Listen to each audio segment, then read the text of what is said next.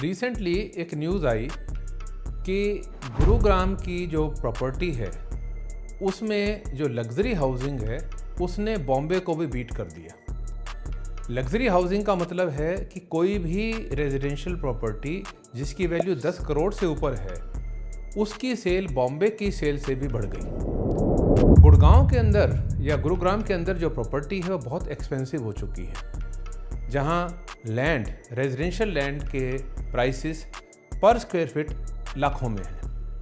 अगर आप छोटी सी भी शॉप खरीदने जाएं तो आपको कई लाखों रुपए देने पड़ते हैं। 50 लाख रुपए में एक ऑर्डनरी आपको शॉप मिलती है गुड़गांव के अंदर, और फ्लैट्स लेने जाएं तो करोड़ों में मिलते हैं। तो ऐसे में चैलेंजेस और भी हैं, क्योंकि कई बार ये देखा जाता है कि किसी भी इन्वेस्टर ने कोई रेजिडेंशियल प्रॉपर्टी में कोई प्रॉपर्टी बुक की तो पता ही चला कि अभी तक टाइम निकल गया लेकिन उसकी डिलीवरी ही नहीं हुई, उसका पोजीशन नहीं मिल पा रहा। और ये स्थिति रेरा के आने से पहले बहुत ही ज़्यादा थी।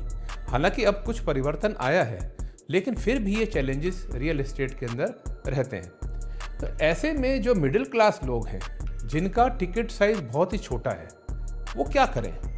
अब मान लीजिए कोई व्यक्ति है जिसके पास पैसा ही 30-40 लाख रुपया है, तो वो क्या करे?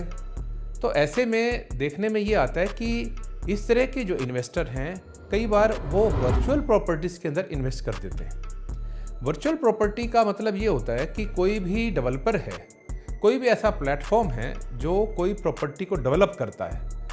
मान लीजिए 1 लाख स्क्वायर फीट की कोई कॉमर्शियल प्रॉपर्टी डेवलप हुई और उसका उन्होंने रेट रखा 10,000 रुपये स्क्वायर फीट, तो उसकी टोटल वैल्यू हो गई 100 करोड़ रुपीस। उसमें इन्वेस्टर केवल 10/10 यानी सिर्फ 100 स्क्वायर फीट प्रॉपर्टी बुक करता है और उसको वो प्रॉपर्टी 10 लाख में बुक हो जाती है। अगर वहाँ पर एग्जाम्पल के लिए 10% का रिटर्न मिलता है तो उसको 1 लाख रुपया पर एनम रेंट मिलना शुरू हो गया। अगर वो कोई व्यक्ति 3 यूनिट्स लेता है तो उसको 3 लाख रुपए का रेंट मिलना शुरू हो गया। लेकिन ये जो वर्चुअल प्रॉपर्टी हैं ये बड़ी रेगुलेटेड नहीं है, बहुत लाइटली रेगुलेटेड है। अगर इसमें एक अभी पीछे न्यूज़ ये आई कि गुड़गांव के अंदर ही एक ऐसी प्रॉपर्टी थी, कॉमर्शियल प्रॉपर्टी, जिसमें लोगों को रेंट मिलना बंद हो गया। 3-4 महीने तक रेंट नहीं मिला तो लोगों ने कंप्लेंट की, पुलिस कंप्लेंट की, तो पता ये चला कि उसमें कई तरह की मैनिपुलेशंस थी, कई तरह के फंड्स डाइवर्जन थे।